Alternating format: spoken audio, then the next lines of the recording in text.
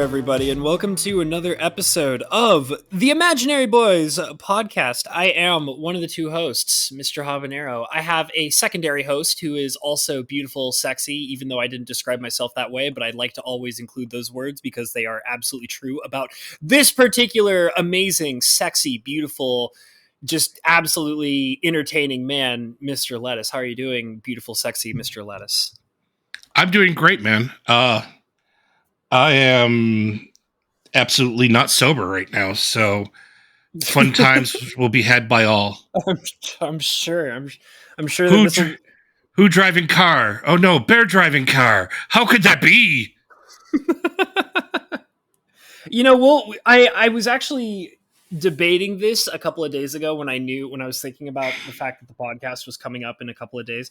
I was debating whether or not I should also get myself some liqueur to drink on the podcast. I do actually have a ton of alcohol in my house. I just never drink it because I'm weird like that.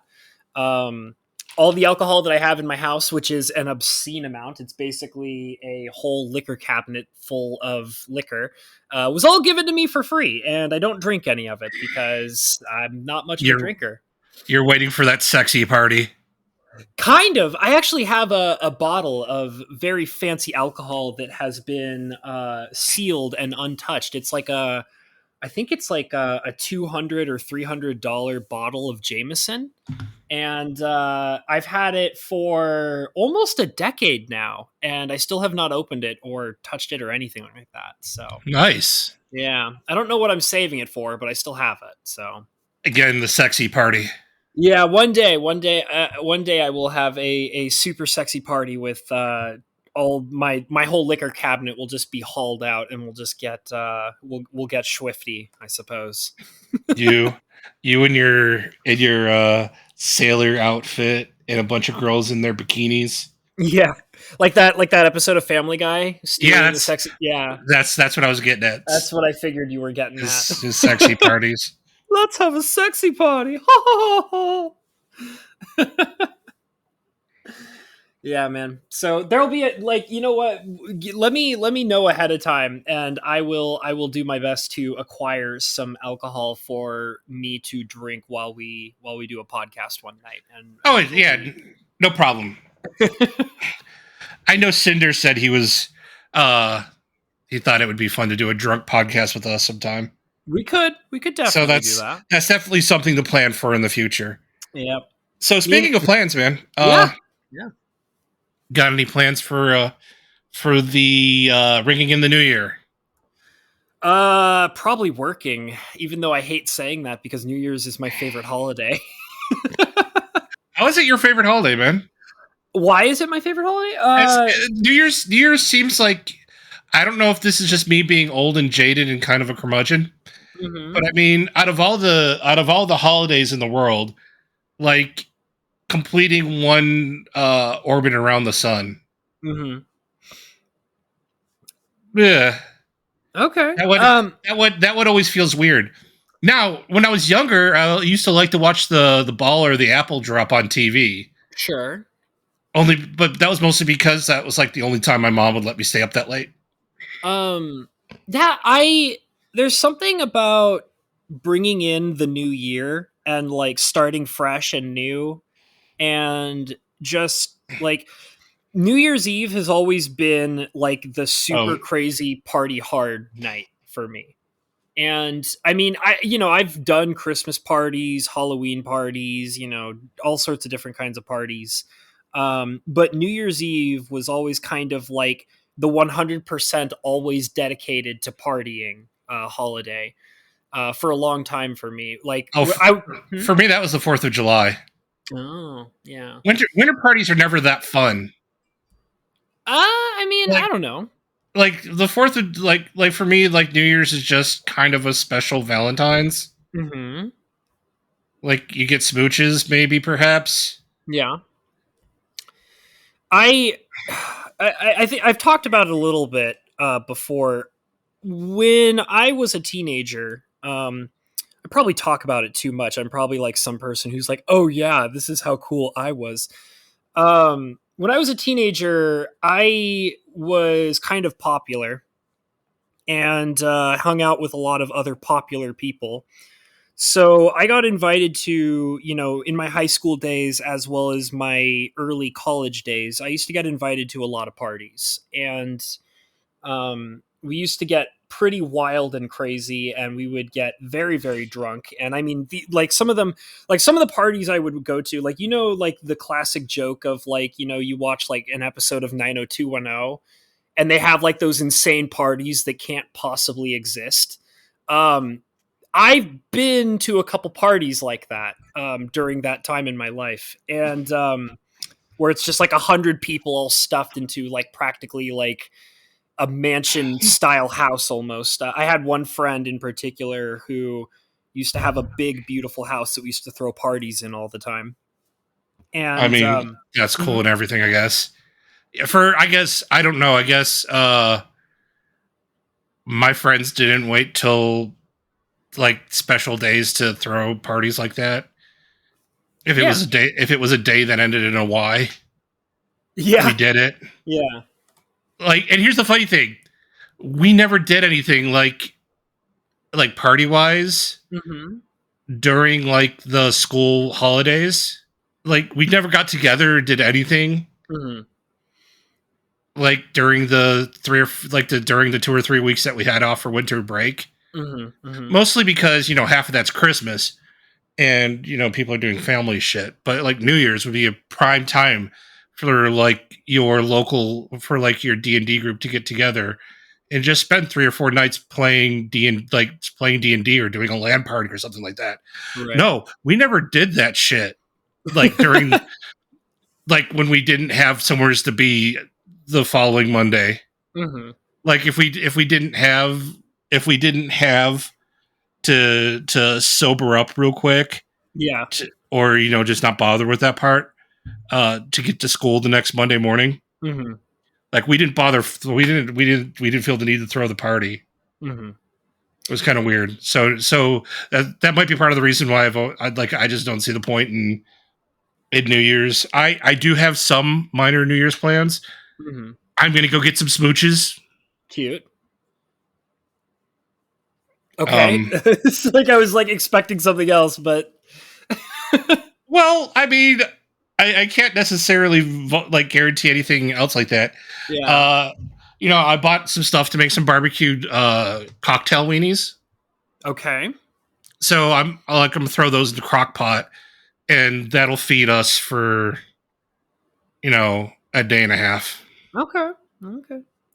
Well, I mean, you're automatically having way more fun than I am on this New Year's Eve. This New Year's Eve, I'm probably working, and I remember I was upset about it because there was a period of time where I would always demand that I have New Year's Eve and New Year's Day off, and I've been not so good with that for the last couple of years. I've been actually working on New Year's Eve and New Year's Day. Um, Get good scrub. yeah, I know. But before that started happening for the last couple of years, I actually would make an effort to have those days off. And I used to make an effort to, go out and do something. Like, I mean, I had one New Year's Eve not too long ago where I walked. No, I didn't walk. I took a bus to go into town to go to a bar to celebrate New Year's Eve, and I got way crazy. Made a bunch of friends with a whole bunch of people that I would never meet ever again after that day. And I remember, I remember being absolutely just slammed. I was just absolutely drunk out of my freaking gourd, and I walked home 2 miles in the snow, absolutely wasted out of my mind. And I even remember this was like 2018 or 2019 or something like that. And I remember like while walking home multiple times, absolutely slammed, falling over in the snow like 4 or 5 times. And just like there would be, I remember very clearly walking home in the snow and falling over and laying there for like a good minute or two, and I was just like, I think I could probably be okay with dying right here. This would be okay.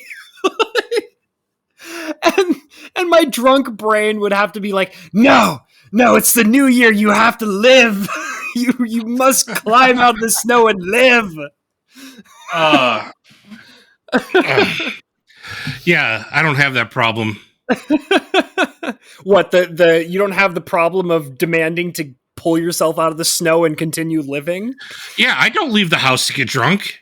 That's what suckers do. Oh man. But yeah, New Year's Eve was kind of like it was mostly because of high school, I think. Because I kind of like turned it into this thing where it's like, I have to go out, I have to have a good time, I have to party, and I have to get wasted, you know? And then kind of like ever since then. I can remember thinking that. Yeah. Ever since then, I've kind of been that way, except for the last couple of years. The last couple of years, I was like, screw it, I'm just going to work, because apparently that's my life right now. So, welcome to your 30s, son. Oh, you realize really quick, early 20 you just doesn't exist anymore. Well, I mean, a part of it too was also that like I recognized that if I fought hard enough for it, I probably could, but I kind of was just like, I don't care. I don't have any friends. Screw it. Hey, I'm genuinely offended right now. Well, I mean, like all my friends, I don't have to leave my house to spend time with all of my friends. I know we're so great, right? We don't ask you to like put pants on. Yeah, I know. We don't ask. I can hang out with my friends butt naked if I want to, whenever I feel like it. So it works. I kind of, I mean, unless you don't feel like it, I kind of insist. Well, you know, I guess like I think about, like, now that I think about it, I've hung out with some of my friends, you know, butt naked before I started doing this. So it's me and my old friends. We were very close. We were very, very close. It's not gay if you cuddle.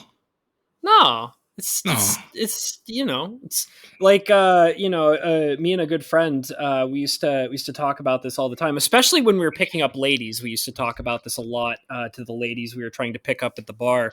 Is we used to say, well, you know, he's straight, like he has a girlfriend and he's straight, and I'm straight, I have a girlfriend, so you know, we're both straight. So therefore, if he's straight and I'm straight and the two of us have sex together, we're having straight sex. So there's nothing wrong with it. Clearly. So, you know.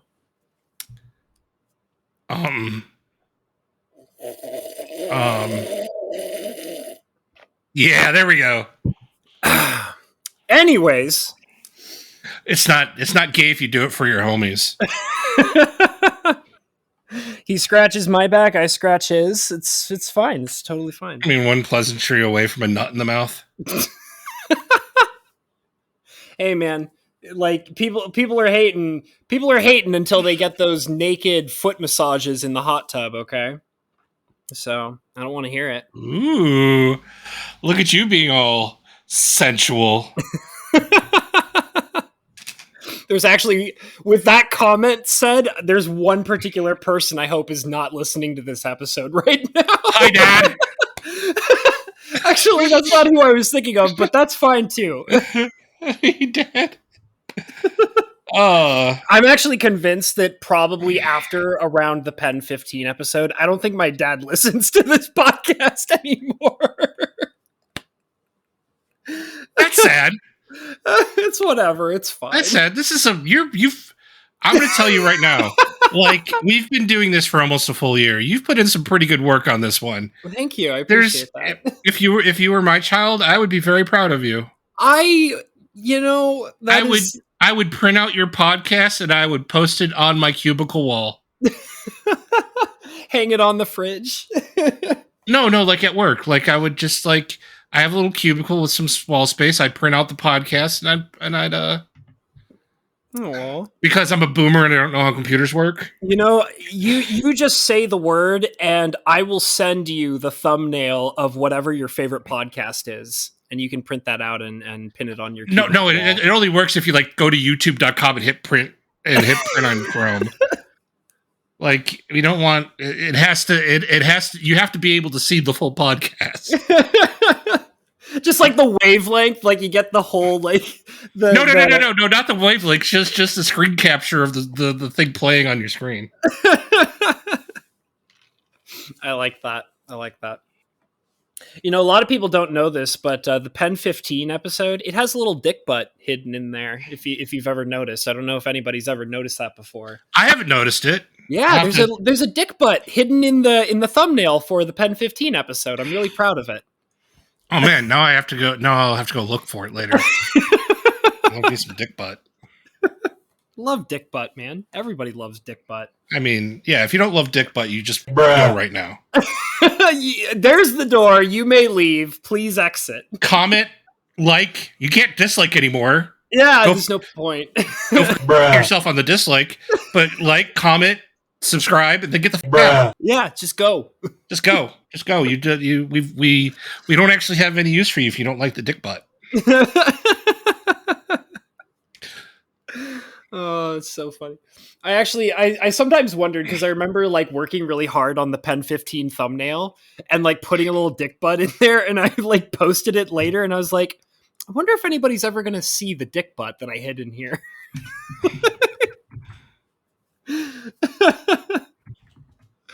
Oh goodness! You sir are an absolute genius. I do hide things in the thumbnails. I actually, you know what? I should turn our podcast into an ARG.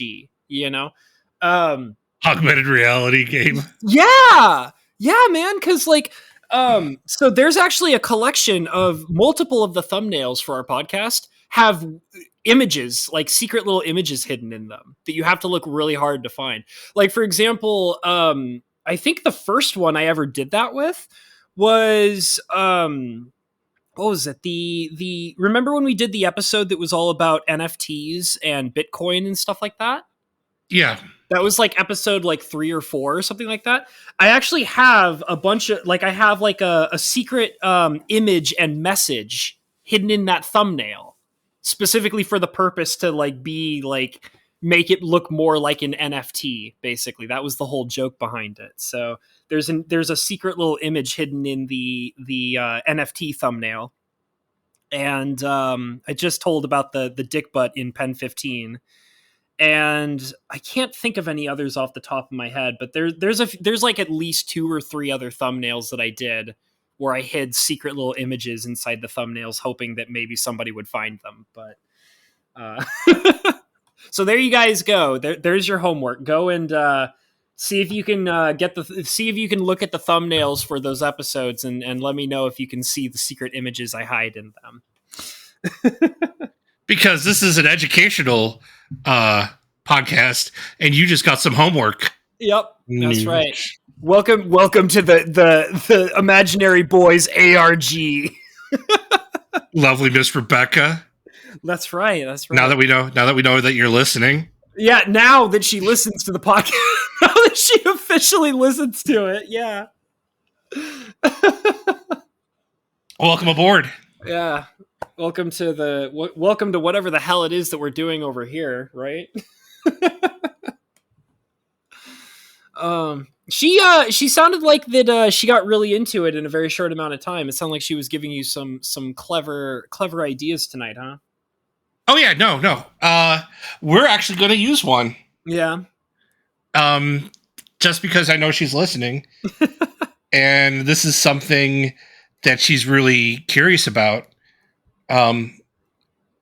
She basically asked us, and this is just a heavy-handed segue at this point. It's fine.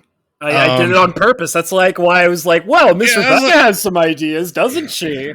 Yeah.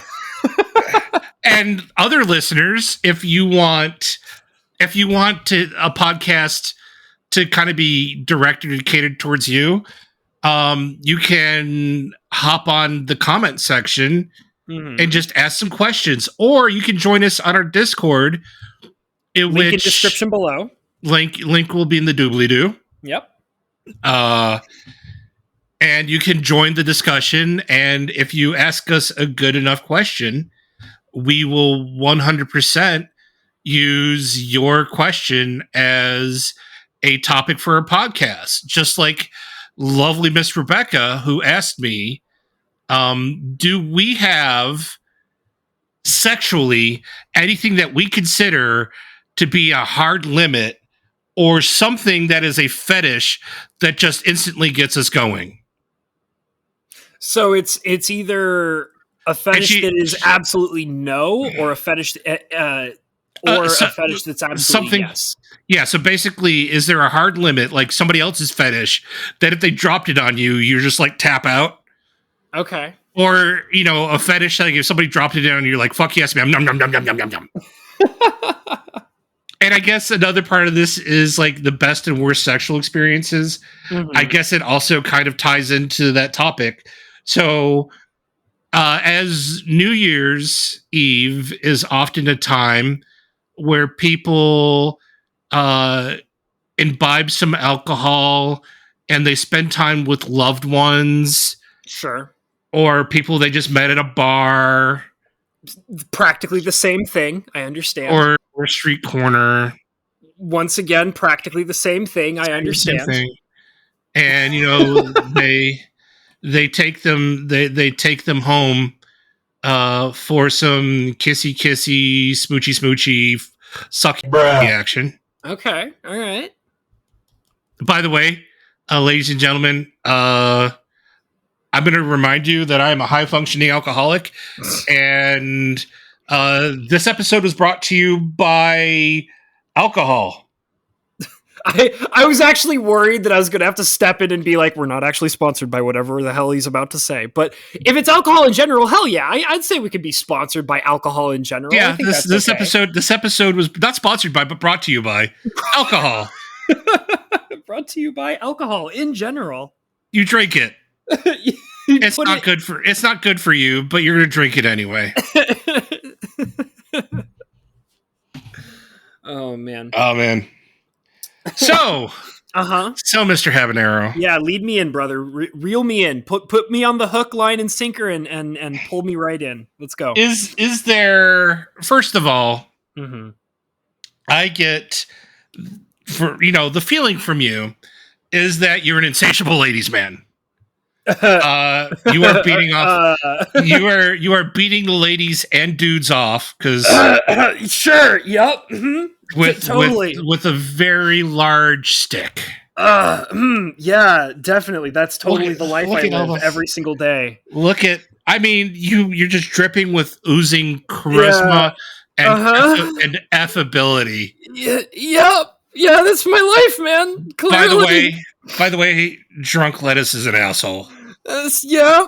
It's fine, because everything you speak is clearly truth. Why would I deny it? Yeah, I know.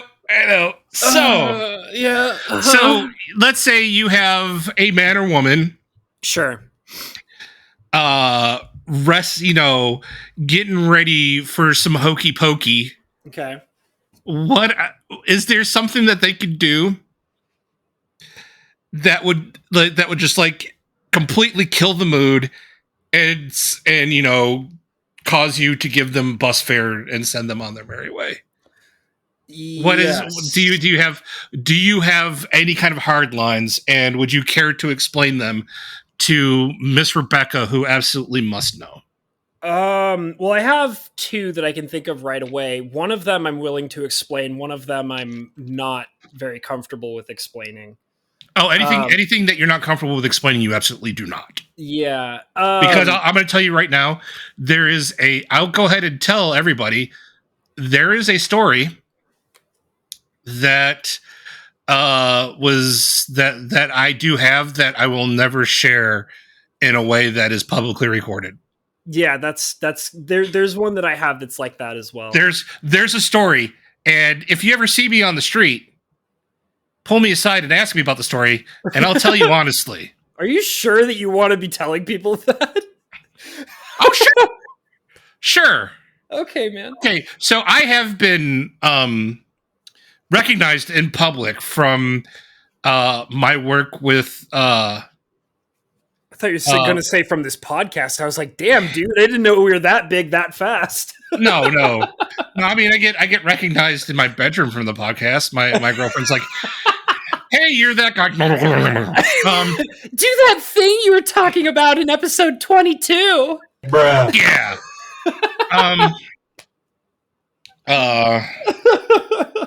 Where were we going with that?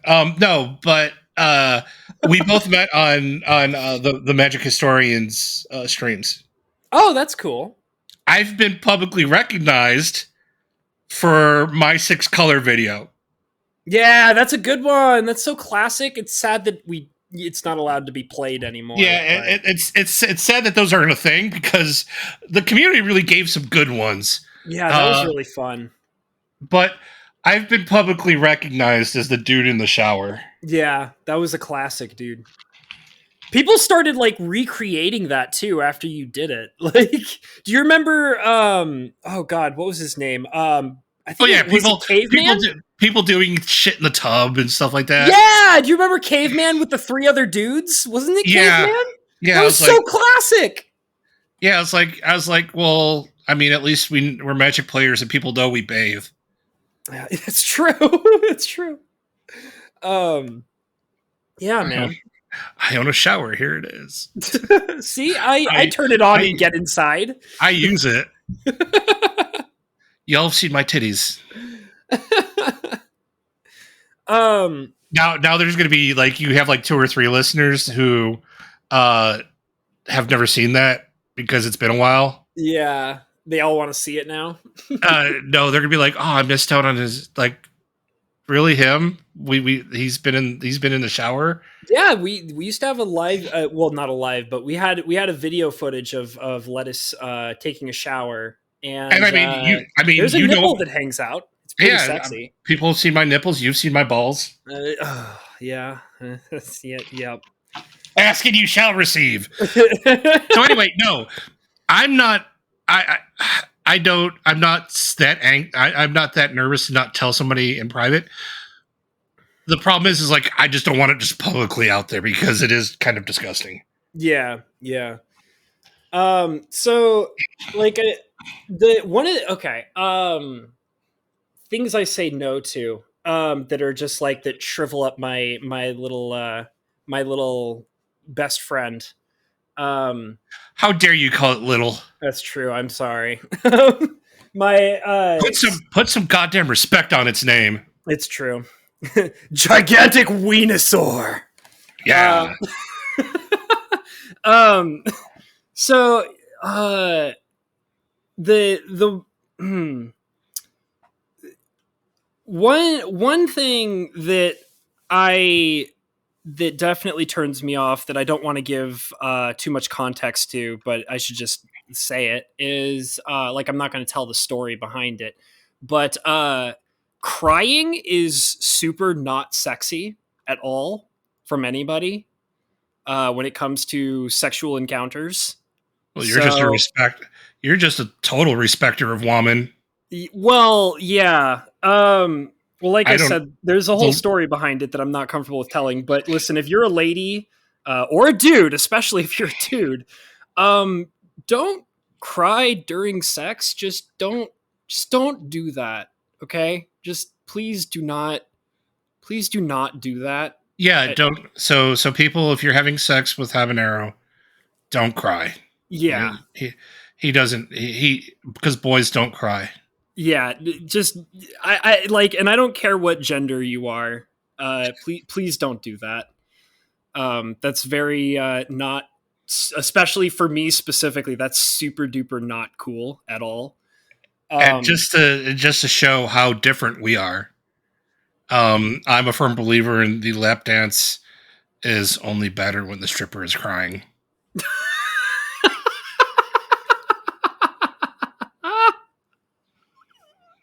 Oh, I find it quite a thrill when she grinds me against her will. Oh, a lap dance is so much better when the stripper is crying. All right, man. Good talk. So I'm not, like I said, I'm not going to tell a story behind that one. But I am going to tell a story about the next one. The other thing that super duper turns me off is, first of all, I'm not a masochist, and therefore, sadism is not sexy to me at all. And the way that I know this is that I dated a girl a long time ago, a long time ago, a long time a girl, uh, who who was very, very, very much a sadist, and that was a interesting learning experience for myself. Realizing the learning experience being me realizing that, I don't think I'm super into this. I don't think this is something that I enjoy. um and I had to get my back pretty cut up from that experience. um she was overly comfortable with using her fingernails a lot. Um, you know, see, you think it's sexy with, the idea of somebody, when somebody wants to nibble on your lip or nibble on your earlobes, the idea, like, I mean, it's cute. When it's a nibble, it's adorable. It's kind of sexy, actually. Um, but it's all fun and games until your tongue starts bleeding everywhere, and you have gigantic fingernail cuts on your back that are bleeding everywhere, and you have somebody who has grinded on you in such a way that you have, like rug burns on your groin, or just, like, it's you think, there's a lot of ways to learn whether or not you're a masochist. There's a lot of ways that you can learn about whether or not that's a thing that you're into. And usually it's really the most intense extreme ways where you truly realize, I don't think I'm super into this. I don't think this is something I really actually genuinely enjoy. And yeah, I had to be beaten and bloodied quite a bit by this girl for, yeah, it's like half a year before I realized, I don't think I'm into this. I don't think I'm into this. So what you're trying to say is you're a pussy. There you go. Yeah, that's what I got out of it, for sure. Yeah. Definitely. Okay, let me be nicer about it. Drunk asshole Rob just jumped out and was like, pussy. So are you a masochist, Mr. Lettuce? Is that what you're trying to establish here? To a degree. Okay. Like major, I don't find major injury sexy. But, if I'm having to nurse like nail scratches on my back, I'm fine. Okay. If there's chunks of flesh missing from my shoulders where she dug in, is that fine? That's fine. All right, man. Like major hemorrhaging, maybe I like a little worried about that. Okay. But what you're telling me is you're a soft, sweet, and gentle lover. Relatively. I mean, for as much as you can be, packing 2 cans of Coke stacked on top of each other. Oh yeah. I did tell the story that, like, I can't remember exactly what 100% went on in the Pen 15 episode at this moment, but I did tell the story that a girl broke up with me because of that, right? Oh yeah, no, you absolutely said, like, okay, you were, and she broke up with you because sex with you was just unbearably uncomfortable. Yeah, which, I mean, you just have to be kind of careful with who you pick at this point. If she's smaller than the pole you're having her sit on, yeah, it's probably not going to work out for you. Yep. Pick the hill you're choosing her to die on. It's as much as I hate being the masochist. Apparently, the ladies that I've been with, that particular lady was also super not into it. I mean, sex is supposed to be this pleasurable experience, and here you are with 2 cans of Coke. And I mean, let's be real. There's no amount of lube that's going to make that okay. I mean, women are just like, women can handle child. You think, well, women pass children all the time. This should be nothing. Like, childbirth does something to a woman's body. They don't instant, like, they could do it. It's just they don't instantly recover. And some women's bodies are incapable of giving childbirth. That's what C-sections are for. Oh, something not many people know about me. I'm a C-section baby. I'm a C-section baby. My mom's vaginal canal almost collapsed my skull. That's scary. Yeah, so they had to push me back in and cut me out. Wow. Because I had a big head as a baby. Oh. See, I always feel bad for ladies that have to get C-sections, and like that's poor, you know, like out of all the, I mean, if it's a planned C-section, good to go. It's those emergency C-sections that are weird. Yeah. My heart goes out to you, ladies. You're tough. You're tough. I mean, the shit they go through for just, for successful childbirth. That's a very thin piece of skin between the vagine and anus. And laugh, more often, and then, well, I said it in a very funny way. Yeah, I was trying to get you to laugh there.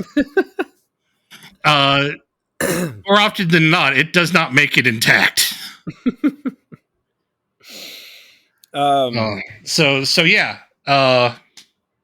So you're a sweet and gentle lover, which is good to know. Which is just good to know.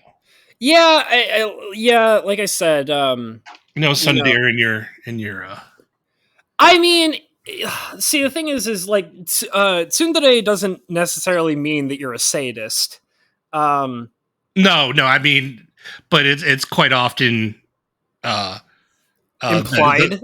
It's often implied because the cold hard person, once they fall in love with you, has still got those tendencies that they want to exhibit. So that's why it's often implied and sometimes dictated that tsundere is the lady who will cut you in bed. Yeah. Well, it's actually funny because a lot of my experiences with ladies in the past, I dated a lot of bad girls. So, yeah, you did. I did. Well, because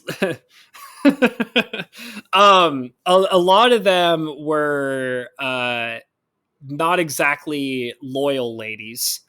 And on top of that, also, some of them were had sadistic tendencies. The one that I was talking, one specific that stands out to me that, really, like I said, dangerously manhandled me a lot. In other words, having cuts on my back and damage to my tongue and face. She was a very cold lady, but God damn, did she look great. That's one thing I really, really remember about that particular girl was, God, she was so good looking. But no, she was insane in the membrane for sure. Definitely very, I mean, she wasn't Didn't you see the crazy eyes before you? That's how I learned about crazy eyes. It was from those experiences, dude. Oh, your father didn't teach you about crazy eyes beforehand? No, you can't. You don't learn to recognize crazy eyes properly until you date somebody with crazy eyes. Oh, well, your father failed you then. Because yeah. like my father pulled me aside, showed me crazy eyes. He's like, dude, just don't put your dick in crazy. That's rule number one. Yeah, see, that's not. Yeah, no, I didn't. I had to learn that stuff the hard way. Unfortunately, didn't have the time to give my brother that chat. My brother exclusively sleeps with the crazy. Yeah, I definitely hooked up with quite a few crazy ladies, crazy people. I mean, we all have stories of regret. But I mean, a part of it too is like I think that I learned a lot from those experiences, so like I wouldn't, there you go, regret them, like it's I like you learned, but you still regret. Like that story that I won't tell anybody. Yeah. I mean, I learned next to nothing. Mm-hmm. I mean, okay, so I did learn one or two things. Mm-hmm. There's I'll tell you one thing. A adult woman who is willing to party with her mother. That sounds bad right away. Like, I don't even know the context, and that sounds like that's probably a red flag. Yeah, I'll tell you right now. Girl who is willing to an adult woman. No, I'm not going to knock with living with your parents. Mm-hmm. But that is kind of a minor red flag. That okay. I mean, that holds true for men. Sure, sure. Like, if you're trying to start a relationship with somebody and they still live at home, there better be a damn good explanation, or that's it. Just a huge red flag. Yeah. Well, I mean, I love my parents, but I can't stand living with them. Oh yeah, no. I'll just go ahead and get that right out there. I like no pants on time way too. I found out I like no pants on time way too much to live at home anymore. Mm-hmm. Yeah. Yeah. So, but yeah, if a person is far too eager to go out partying with her parents or with her mother or father, mm-hmm. The largest of red flags. Mm. Like, well, that's like an entire UN flag procession where every flag is just red. Well, so I mean, here's something that comes to my mind right away is I've actually gone out to like not necessarily parties, but like my father and my stepmother would be like, hey, like we want to like just kind of go out, have fun, and like maybe grab a bite to dinner and like grab some drinks at the bar. Like, do you want to come? And like it'll be fun. Like it'll kind of be like a miniature, hangout. And I'd be like, yeah, like we'll go out and grab some drinks and we'll catch up and have some food together. Like that's not a party. Right, that's not a party. Okay. That is your parents inviting you out for a meal and drinks, right? Because that's like we would go to a bar and kind of have some drinks. Like I did that with my dad a few times where like we would go to the bar and have a few beers. No, that's fine. Yeah. That is not a date taking you out to a bar and then you third wheel your mother. Yeah, that's weird. I mean, I don't know. Maybe that's a normal thing for people, so I guess I shouldn't say it's weird. But it sounds like I wouldn't wingman my own dad or my mother or anything like that. It's exceptionally weird. Okay, good to know. You don't have to. You don't have to.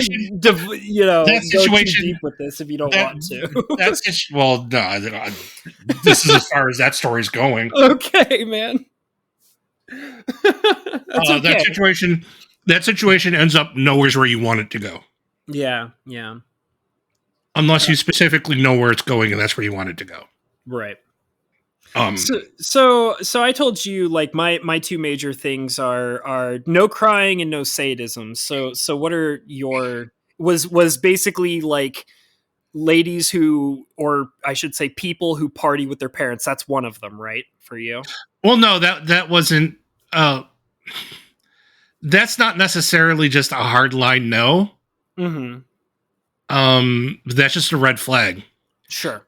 Obviously, I was too young and stupid to have known that lesson when it happened. uh,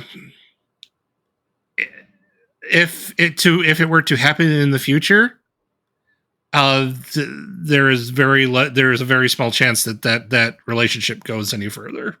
Okay. All right. Than hanging out with, because I'm essentially at that point dating your mother. Hey, man, listen. And as you know me, I am contractually obligated to your mom. Sure. That's. Hey, man, like that's the thing too. Like I'm a big fan of milfs. So you know, you're not going to get an argument out of me on that one. So I mean, you know, if you know. If you're, you know, if you're a pretty lady, but your mom is banging fine, then I mean, she doesn't even have to be banging fine. Well, okay. If you've chosen to third wheel your mom, you just third wheeled yourself. All right, man. All right. That's where I'm going. I'm having a conversation over food and drink with your mom, and I'm not going to spend a lot of time on you. All right. So my hard no when it comes to bedroom fun times is age play. Oh, that's weird. I've never had any kind of experience like that, but I assume that because you brought it up, you have. Like age play. I do not appreciate it if when the clothes start coming off, you become a preteen mentally. Okay. That's just not going to happen. Yeah, that's weird. I don't do the daddy kink or the mommy kink. And I found this out about me in the middle of the act. Okay. So, well, I mean, that's kind of how mine were too. Like, I didn't realize that the girl I was with was a sadist until we were in the middle of everything going down. So, I mean, I get that. So this is a story I'll tell anybody. I'll put it out there. I am hanging out with this woman, and things are going great. We end up in her bedroom, and I'm doing all the things that I'm supposed to do when you end up hooking up on the first date. Well, about 2 or 3 hours into it, she decides she wants me to have a turn. So she hops on me, and she's doing her thing. She looks down at me and just goes, "Fill me up, daddy." Oh no! Like she looks down at me, just like, "Fill me up, daddy." Oh and no! I've never had this happen before, but now I know it's possible. Not only did I instantly go limp, I instantly inverted. I went penny. You sucked it in. You're like, nope, I'm a woman now. I was like, how is my vagina?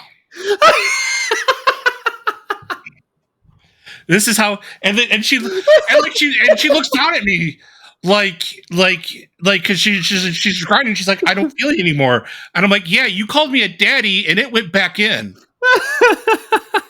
We're done here. I gotta put my pants in the left.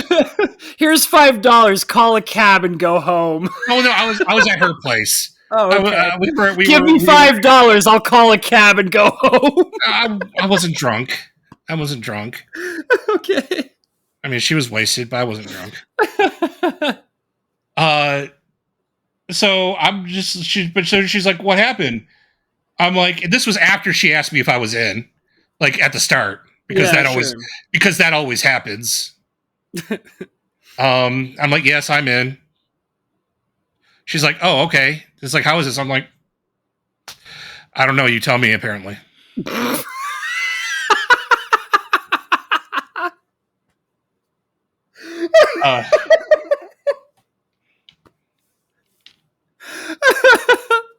So it's like, well, you should know. I was like, well, I mean, if you can't feel me, we actually do have some problems. No, she's grinding away, and she's like, oh, like maybe it's because I spent too much time on foreplay and kind of desensitized her. Because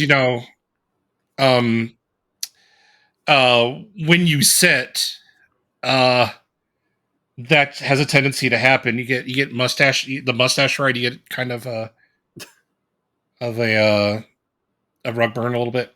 Right, would let sit. Got it. Turns out I let sit. You let sit. Apparently so. So she's doing her thing and she's going at it. Sure. And then she does this, and I inverted. And the thing is, she's like, "What are you doing?" I'm like, She's after that. She's like, I get up and leave, and she gets all upset, and I'm like, look, I've met your father. Okay. You apparently have some deep-seated issues, Miss. I'm from Alabama. Oh no!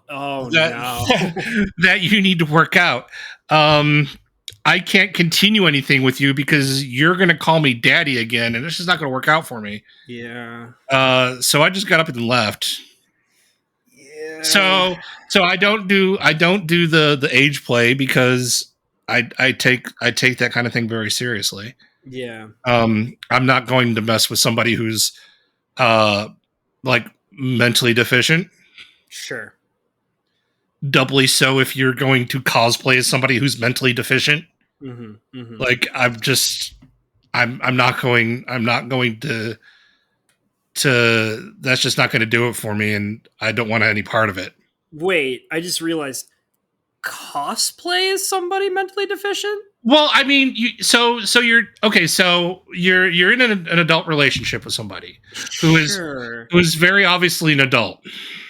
Are you talking about like sexy cosplay? No, like pretending. When I say cosplay, I meant pretending to be. Okay. So like role playing is what so like role playing. Okay. So I guess role playing would have been a better. I guess role playing. For a second there, I thought you were like implying like this person like goes out and cosplays like at Oh, like if she like comes out in like Wonder Woman underoos and it's something like that. Yeah, no, I'm tapping out. I'm like, you're not going to come anywhere near me with children's underwear. Oh no. I don't give a that you have to buy your clothing in the JCPenney like little girl section. Because a shiver just ran down my back just now. Oh god. Because you are teeny tiny. Yeah.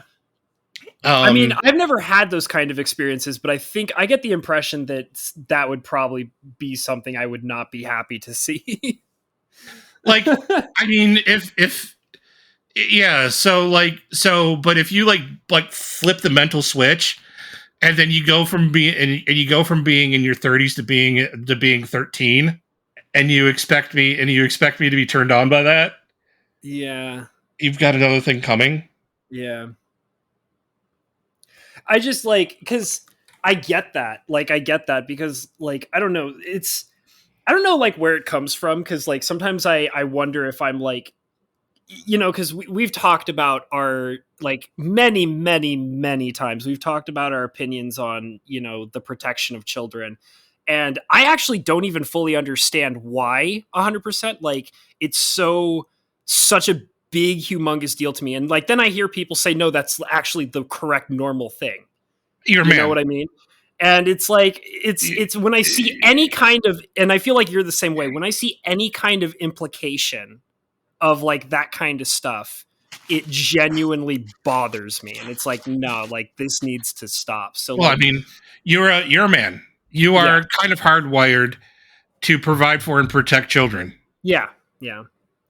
Well, and the thing is too is because like I find older women very sexy, but I also look at it as part of like therefore because I find older women really sexy, therefore it's true that the opposite is incredibly not sexy to me. You know what I mean? Oh no, I mean, I like women of all ages. I can't say that I have a thing for older women because uh my ex-wife, my current girlfriend, Mm-hmm. and I can count all but maybe 3 of my sexual partners Mm-hmm. have all been younger than me, Yeah. and some by uh as much as 8 9 years. Yeah. Well, like one thing that I can definitely say is because I've been trying to be involved in online dating, and 9 times out of 10 for me, if I see your profile and it says you're like 19 or 18 years old, usually I swipe left. Yeah, because they have to say they're 18 19. Yeah. Chances are they're 15. I didn't think of it that way, but my overall perspective is mental age. So, like for example, because I have dated some girls that were like 18 or 19 years old when I was in my 20s, and a lot of the problems that I had when dealing with that was that they just weren't mentally mature enough. They still it was like, oh yeah, like I'm 18, like I'm legal age, and it's like, yeah, but you act like you're a 16-year-old in high school. You know what I mean? So like a part of me is like with those kinds of experiences, like yeah, you're legally the correct age, but you act like you're still, a child. And that's very extremely unappealing to me.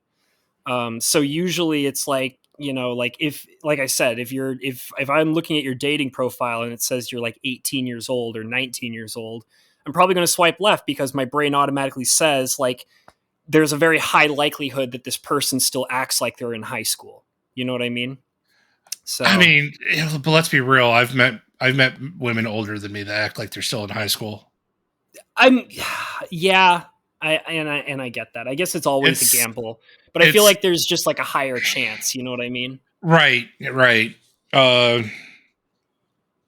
I mean, I don't know. I feel like maybe you should learn to take things by a more case by case basis. Mm-hmm. It's like I said, like it's that like not only do I think that children need to be protected, but also it's that one of the reasons for that is also children don't have like the mental capacity to like think like an adult or act like an adult or anything like that. So it's like, Again, and that's again, yeah, I'm gonna be an asshole here. A lot of adults don't have that either. yeah. But I mean, if you're dealing with children, it's guaranteed. Like, you know what I mean? Well, It's guaranteed. yeah, if you're dealing with children, but you're counting like 18, 19-year-olds as children at this point Yeah, I guess. because you're. I mean, not that it's completely unfounded. Mm-hmm. I'm just saying, if you expanded your horizons, maybe you'd open yourself up to being surprised. I don't know. It's possible. Pro tip for you on this upcoming New Year's Eve, Okay. where you will be at work and Yes. not getting smoochy smoochies. Yes. Um, maybe like don't be so like sure it's always good to have that thing back in the back of your mind. Well, this person's 18, obviously they have nothing for me. It's always good to have that in the back of your mind, but don't act on it until they've given you a chance to prove that to you. Sure. That's going to be my advice for you moving forward. Right. Well, overall, the point is that like when you're talking about age play, like that would also probably be a major turnoff for me. Oh yeah, no, That yeah, would be a no. major turnoff for me because that's just not like it's like no, I'm not dating you because I think you're a child. Like that's in fact the exact like if I knew that to start with, I would have said no. Like what I mean? Like if you want me to treat you as a child, that's great. Get the my bedroom. You're grounded. Go home. Well, no. Like let's we'll sit. you'll sit there, I'll sit, we'll sit on different chairs and we'll play Mario Kart. Sexy. Oh, you wanted me to diddle your punani? No, no, you decided that you're 13. I'll babysit you, and not in the hot kind of way. and not in the and not in the what are you doing, step babysitter? What are you doing, step bro?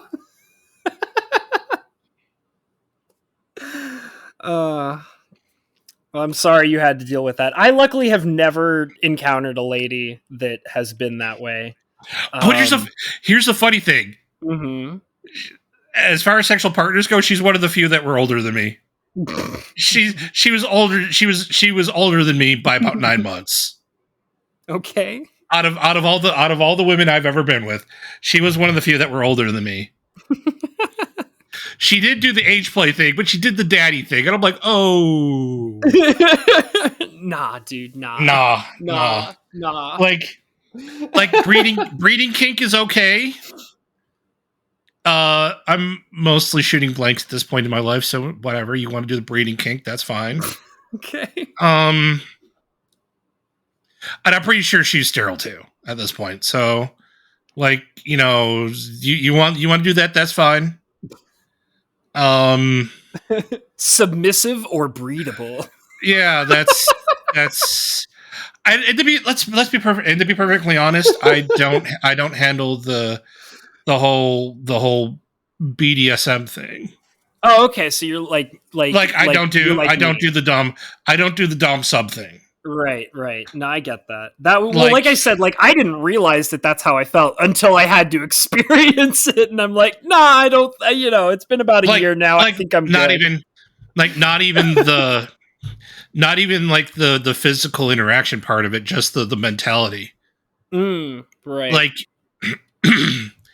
if we're going into a relationship with some kind of with some kind of perceived power dynamic, and it's not even. Right. I'm going to be incredibly uncomfortable really fast. Yeah. Like, I get that. Like, I am kind of a dominant person in my life, but if I'm gonna end up sharing that experience with you, I want you to be on equal footing with me. Otherwise, I get kind of weirded out, like I just date raped somebody. Yeah, I get that. That's not a good feeling. Yeah, so yeah. So I don't necessarily do that either. Like, I get it, I understand. And I'm naturally an assertive person. As you very well can tell. But I don't do the whole I'm dominating you thing. Right. Like, you're not following my lead. If I catch a whiff of like this interaction is a lead follow thing, I'm not having a very good time. Yeah. And after the fact, I'm going to question myself. Right. And I honestly just don't want that experience. So I don't tolerate it. See, the thing is like, I've had to be, a very, like, when it comes to like having to like dominate or, in your face, masculine or whatever, it's never been a sexual thing. Like, it's usually like, for example, I can think of like work situations where I've had to be like, like, this is how things need to be done. I'm not going to argue with anybody. We're going to do it my way, stuff like that. And like, that's okay. And like, but when it comes to, relationships and sexuality, that's a super uncomfortable thing for me, because it's right. Like, if I'm working, that's how I need to be when I'm like working. But that's Right. not like something I want to do or want to be when I'm like in a relationship. And like, you know, it's not that I'm like not capable of doing that kind of stuff. It's just that that's not what I want, you know, when I'm like with somebody or in a relationship or whatever.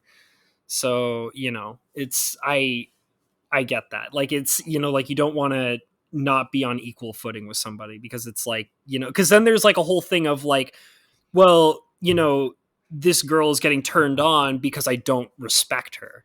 And it's like, I want both of us to respect one another, you know? So it's like, I get it. I get it. Right. No, at work, I have to be, given my line of work, I have to be exceptionally assertive. Right. Because otherwise people will do what they want to do. And in my line of work, that just doesn't work most of the time. Right. Right.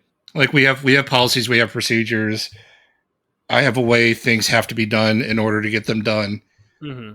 And there's unfortunately a very small tolerance for deviation. Mm-hmm.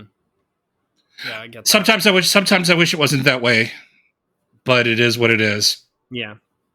Well, like I said, I usually it's not very common for me to do that kind of stuff at work, but I've had to do that stuff. I remember like I like having to get in like in a, like, you know, in a coworker's face because they're dicking off and they think they can get away with that when they're with you, and you're just like, you have to completely shut them down. I've had to do stuff like that. Oh yeah. Or also simply because nobody wants to get a particular job done, you just have to like step up and get it done, and like, you know, get in people's faces because you have to and it needs to get done. And I will drag you through this kicking and screaming if I have to, but at the end of it, you'll be thankful. Yeah, exactly. So I mean, I get that. My last kind of sexual hang up. Yeah, turn off. I don't have a lot of turn-ons. Boobs. Sit on booty. me, mommy. Booty. Like no. Because I won't do, because daddy doesn't work for me. I refuse to do mommy. Yeah. Well, I mean, what I just said was more of a joke. I was like, no. I think the thing is like I wanted to make that perfectly clear for Miss Rebecca. Right. This is who is now officially listening to our podcast. By the way, welcome, Miss Rebecca, to the Imaginary Boys. Yeah, I mean, if you got some time, you just want to listen to two people around, Miss Rebecca. This episode is great. The previous episode, it's hilarious. Oh, that's right. It is quite frankly something that I know you a little bit, Miss Rebecca, not a lot, but I do know you a little bit. The previous episode 27, you're going to listen to this, and if you haven't listened to episode 27, you should, because my friend over here, Mr. Habanero, brings the funny. Like, that episode proves to you why you are a very loyal and awesome patron supporter of Habanero. The previous episode is why you do it. Lulu Gravity Equation's pretty good too. Yeah, that one. I mean, you should listen to. You should have been listening since day one. Yeah, what are you doing? Like, we're gonna shame you on that one. But my final. Yeah, I don't have a lot of turn-ons. One of my big turn-offs is mental and emotional divergence. What? Elaborate.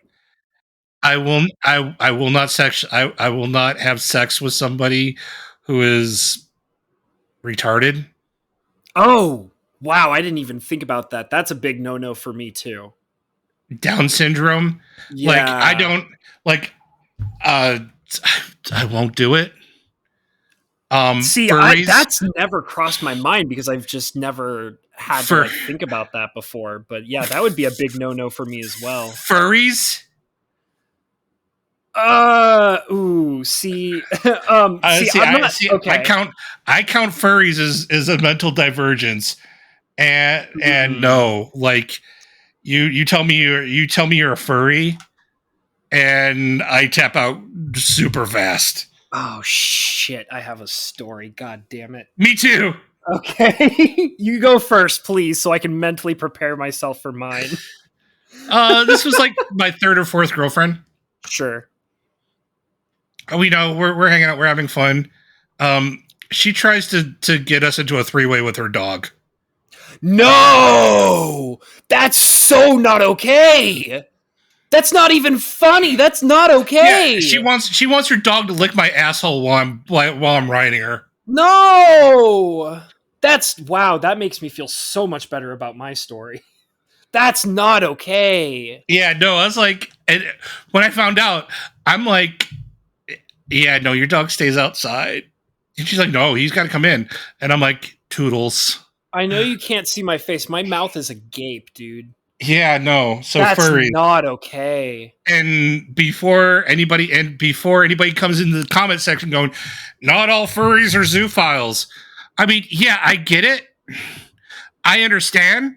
However, I've never not personally met a furry who wasn't a closet zoophile.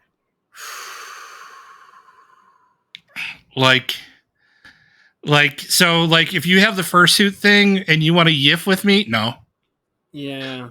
Because I don't want you getting comfortable and thinking that you can get your ferret in on this. It is okay to love your pets. It is not okay to love your pets. Yeah. Oh god, that's yeah, that's way over the boundaries. Way super not cool at all. So yeah, no, mental divergence, I don't yeah, I've dated chicks with autism. I've never gone the full way with them. Right. I can't bring myself to do it. Mm-hmm. I for a very short amount of time dated a girl who ended up being a furry. She had like a fursuit. I never saw it, but she definitely invited me over one time so that she could put it on, and that night never actually happened. But and the thing is, here's the thing too. I was actually super duper into her as well. I really I liked her a lot. I liked the girl that tried to get me to let her dog lick my asshole. Ugh, God, I liked her a lot too. Ugh. No, furry. Yeah. The persecution didn't go far enough. Mm-hmm. But yeah, I did for a short amount of time date a girl who was a furry. She at one point did want me to come over so that she could put on her fursuit, and at that time I was like, you know what? I'm curious. I'm curious. So like I kind of like at one point was like thinking that I might actually like come over and watch her put it on and see if that would maybe be a thing. But due to a lot of other dramatic situations that were happening in both of our lives at that time, things didn't like. In other words, my relationship between this furry girl didn't work out because of normal, natural things. So we never ended up dating or truly getting together. But yeah. And it was pretty interesting because she was very adamant at making sure that I knew that she was weird because she was a furry. Oh, of course. And she like beat herself up about it all the time. Like she was like, this is my sexual kink. And like, I love having this sexual kink, but I also think I'm an unusual freak of nature because of it. And like, I felt really bad for her. Like, I mean, I was genuinely attracted to her, but I also like I was like, I don't think this is a thing I'd be into, but I also think that you should be true to yourself. You know, as long as you're not harming animals. I never knew if that was a thing for her. But I will go ahead because it never crossed my mind, I'll be honest. I've never not met somebody who was a furry who either wasn't an active zoophile or was like, See, if I could ever put myself in a position where I could get away with it. Yeah. See, here's the thing that I'm super not okay with that kind of stuff is because like that's what wicks me out about lolly people. Well, the thing is because like when it comes to that kind of stuff, it's you're dealing with a non-consenting party, which is the same problem with, people that are, into children, is you're dealing with a non-consenting party, and like animals are, innocent creatures, and that's why it's super not okay. Like, so that's, that particular girl I never saw as being like a dangerous kind of person. And I definitely was very close friends with her for the time that we knew each other. And a part of me was kind of, like I didn't want her to be beating herself up because of, her sexual kink. But I would also say that if she was in fact, I've also never met a furry that wasn't on the spectrum somehow. Interesting. I don't think she was mentally deficient, or at least I never got that impression. She was very deficient weird. Or divergent. Yeah. I've never not met a furry who wasn't somewhere's on the spectrum, if not full blown Asperger's. Interesting. A lot of them were full blown Asperger's. She definitely, one thing is that I can remember is that she was definitely wild. She was a wild girl. I remember one of my very early experiences before I was even attracted to her, of like knowing her, was there was one night where I was hanging out with her and a couple of her friends, and she just straight up shoved her hands in my pants. Like straight up, like full blown palmed my ball sack. And I was just at that time, huh? Who hasn't had that happen to them? Well, because like I remember, because like that was like one of the defining moments where I was like, yeah, you know what? You're really good looking. I didn't think that this would ever happen this way, but you know what? This is fine.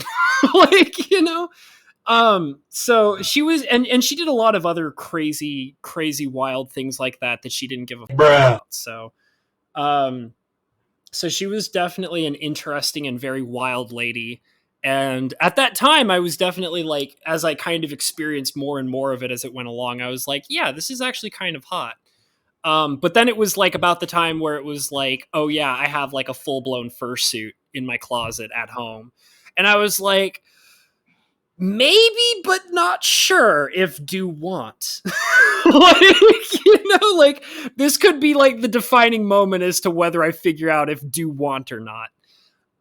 So yeah. I mean, we've all been there. Not sure if want, but probably do want. Yeah. So you test the boundaries of like how crazy is crazy enough to avoid putting penis into. Yeah.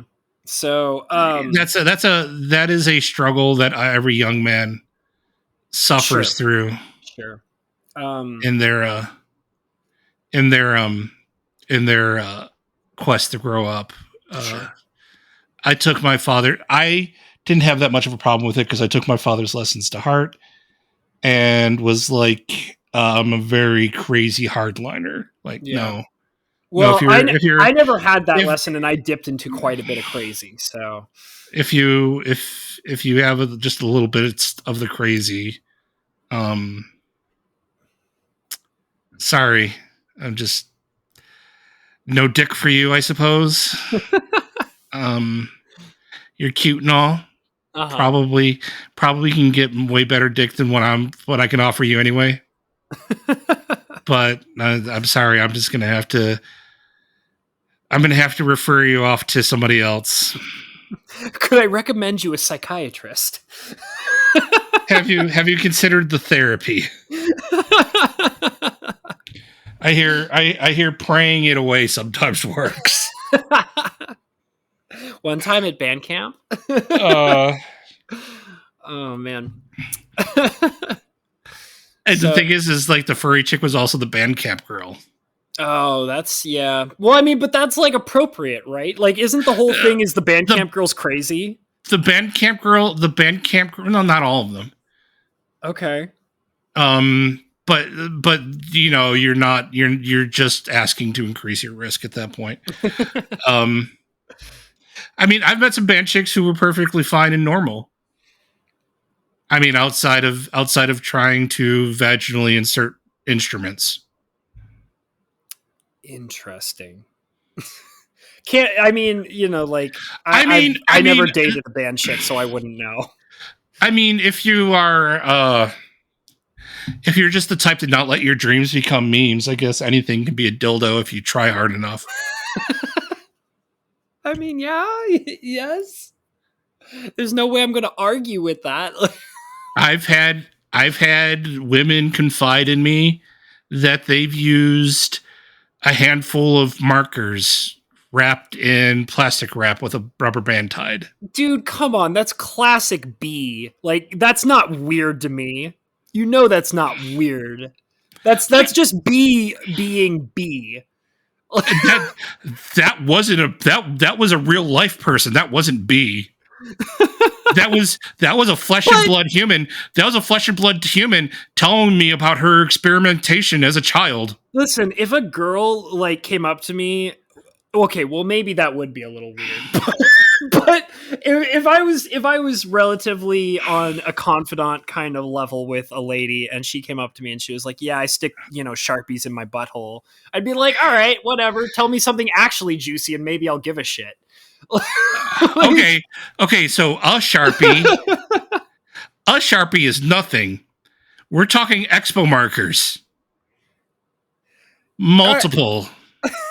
Well, I mean, bound together with rubber with plastic wrap and rubber bands. You're the one who said dreams become memes, okay? Right. Like if you want like shoving a single Sharpie up your butt, yeah, no, that's not going to cause me to flinch. Now these are expo markers, the whiteboard markers? Yeah. Like with the flared tip and everything? Right. With the caps on and everything? Like she's like caps on, and she's like just like, and one isn't nearly thick enough to where you think it actually like mimics a peen. Okay. So she's like, I got a handful of them. Uh-huh. You're acting like dragon dildos aren't a thing. I mean, I've seen dragon dildos. I've seen the jackhammer Jesus. I know what's up. I'm like, just like maybe I'm the problem here. Maybe it's because I've seen so much like degenerate shit that it's like this kind of stuff doesn't faze me anymore. Like I've done degenerate shit. I have stories I'm not telling you. Well, I'm sure of that. I have stories I'm not telling you. I've seen degenerate, but there's something there's something different. It hits different when it's just a picture on the internet, and then when it's a woman whom, like, sure, every woman, like, they see that hole in their body, and their first instinct is to put something there. But then they just like be like common household item, multiples of them.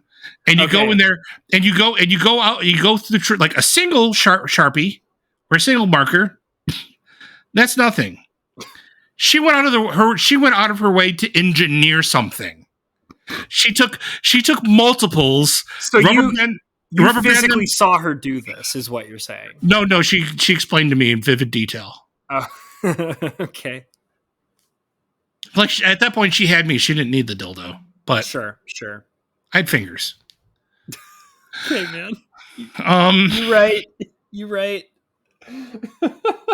But like when we're discussing like things we've done sexually in the past, and she doesn't have nearly the experience that I did. Sure. Like she wants to be part of the conversation, so she has to dip into the things that she probably shouldn't share with people. Okay. Like medicine bottles, like pill bottles. Yeah. I'm like any woman who's listening, the lovely Rebecca and my girlfriend. You can comment. Well, maybe you don't want to comment this below. You can tell me in confidence. By the way, this is also a plug for the Discord. Feel free to join the Discord and then private message us. Obviously, you probably shouldn't feel comfortable about telling me in confidence, because here I am telling the story on a podcast. Hey, we haven't named anybody. Decades later, yeah, I'm not. We're not doxing people over here. No, I'm sure that there's a 1 in 1 million chance that one of the ladies I might have talked about is listening, and she's like, that mother, bruh, he's talking about me. Yeah, I don't even think this. like the woman who's told me this. There's a small chance she still knows I exist. It's improbable, not impossible. It's not 100% impossible that she comes across like, oh, well, let's see what he's doing. What is this podcast that he's a part of that only 4 people listen to? I must find out. Yeah. It's not outside of the realm of possibility. that she randomly hears this, at which point, welcome! Thank you for joining us on this episode. Like, comment, and subscribe. Dude, that is easily the best plug for this channel I've ever heard. Did you used to sleep with one of the hosts? Let us know in the comments below. please tell us in the comments below whether or not you are the lovely Miss Rebecca wants to know what we're like in bed for some strange reason. Do you happen to be one of the furry ladies that we might have talked about on the podcast? Like, comment, and subscribe. Let us know. Oh God, if Cum Bucket actually comes across this one, now she knows who she is, because that's the nickname. Because that's the nickname I have for her after she cheated on me with my best friend, or one of my friends. We just the entire friend group just called her Cum Bucket. Oh no. And and here's the funny thing. Like, every once in a while, she'll like IM me on Facebook Messenger, just out of the blue, to let me know she's doing just next time you hear from her, advertise our podcast to her. Okay, we need to get our listenership. The thing is she'll listen. Yeah, I know. I bet she'll listen. You don't have to tell her a specific episode. Just tell her to start tuning in. I mean, the thing is she's going to obviously listen to the most recent. And the thing is she's kind of like one of those bored housewife types that will go through the entire series in 2 or 3 days. So she'll come across this one. So, hi, Cum Bucket. Aw. He says it out of endearment. I don't. Okay. No, I don't. I barely tolerate her existence. I'll be nice because, I have no reason to just be a complete total bruh. Sure. But anytime I see that she's IM me, I'm like, oh, what the bruh this time? I deal with her because I'm typically a very bored person. Right. If I had much more in my life going on, I would have told her to f off years ago. Oh, you know what? You telling me this story just reminded me of another major turnoff that I actually have experience with. Oh, what is it, man? So another major turnoff for me. Stalking is not cute. Okay? I'm just going to go ahead and put that one out there right now. If you listen, ladies, stalking somebody is not sexy. Oh, Cum Buck is 100% a stalker. Well, that's why based on what you were saying, you made me think of that. Yeah, I dated a girl for a little while who I was also pretty into at the time. And she ended up being a stalker. And so I dated a girl for a very short amount of time, who ended up being a stalker. And that was the first time that I ever had any kind of experience with a stalker ever in my life. And it was super not cool. And the worst and scariest part about it was she was able to she basically tracked me down online. She like I mean I knew her in real life, but she managed to find me on multiple internet profiles that I used privately without ever telling her about them.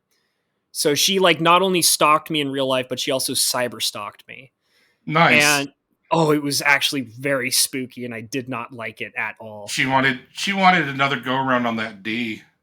I never slept with that girl. But okay, she wanted to go around and find out. So yeah, overall, like she basically apparently she ended up explaining to me that she knew people who knew how to like track people online, and she implied that she had essentially doxed me. Like she basically like got people who were able to dox me, and basically like, oh yeah, like you're looking for this guy, like here's all the profiles he goes on to, here's a bunch of private information about him, here's how like you can find him. And she was like, oh, thank you for that information. And then she just straight up like she cyber stalked me. And super not attractive, ladies. Just gonna go ahead and put that out there. Super not sexy at all. Yeah. Pro tip, ladies. Don't do the creepy. It don't look good on you. Leave that to that. Being creepy is a man's job. And it's funny because you don't realize women can do it until they actually do it. Like, no, you I mean, I had no idea that girl at that time was capable of that kind of stuff until I actually saw her do it, and it was very scary and not cool. I have seen the world and beheld its wonders, from the Dardanelles to the mountains of Peru. Yeah. So, like I said, ladies, don't stalk people. It's don't be super not attractive. Don't be creepy. Bruh. That's a man's job.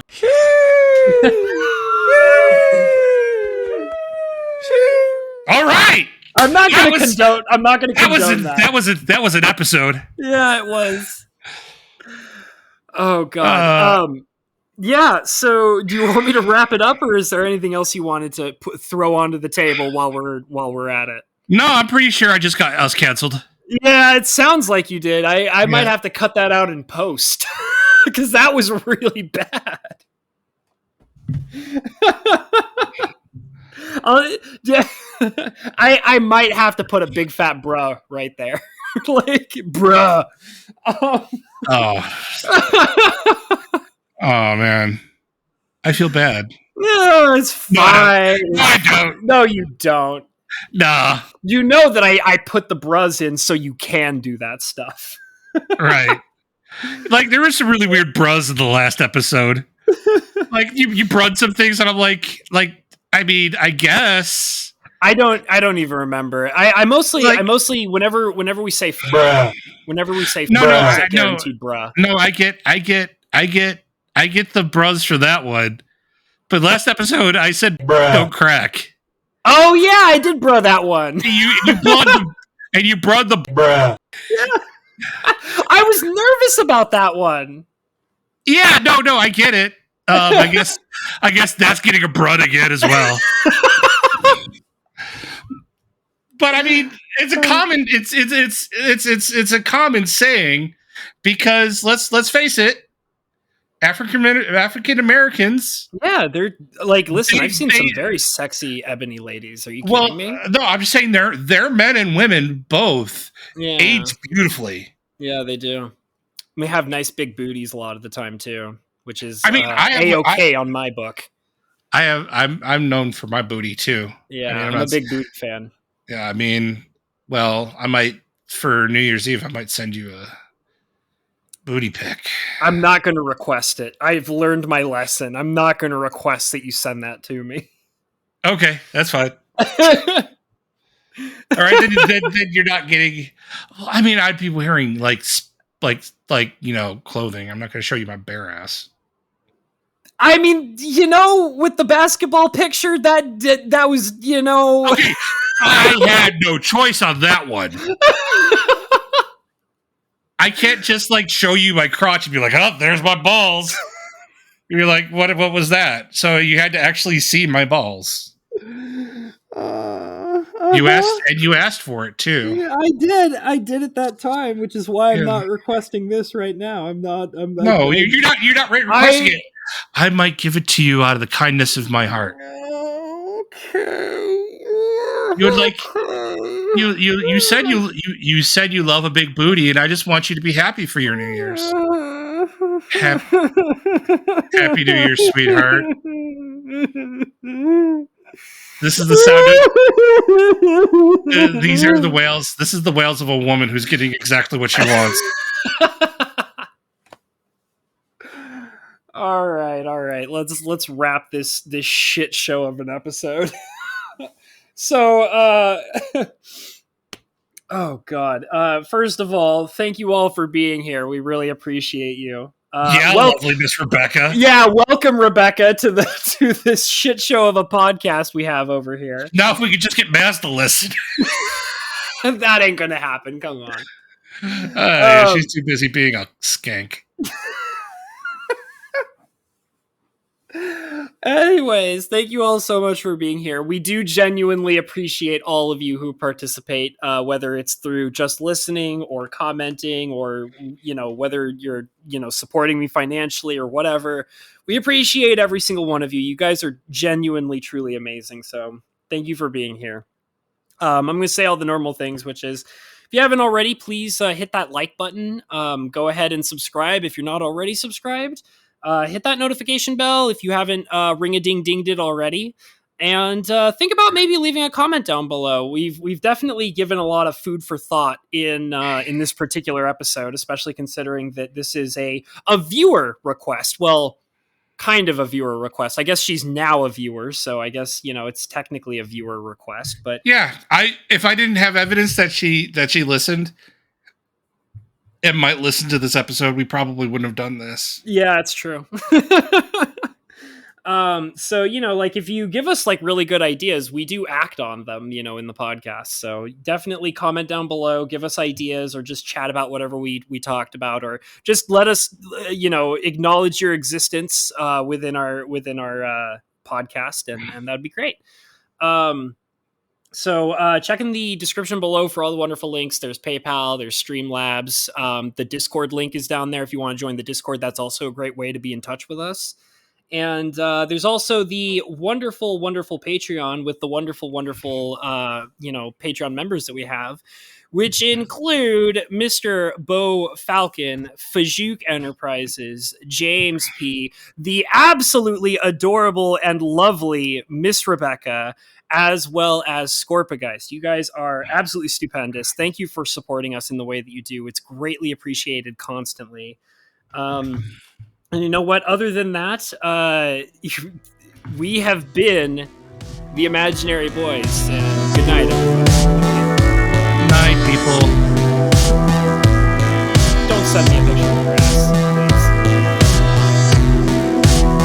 You will not know when, and you will not know where, but soon.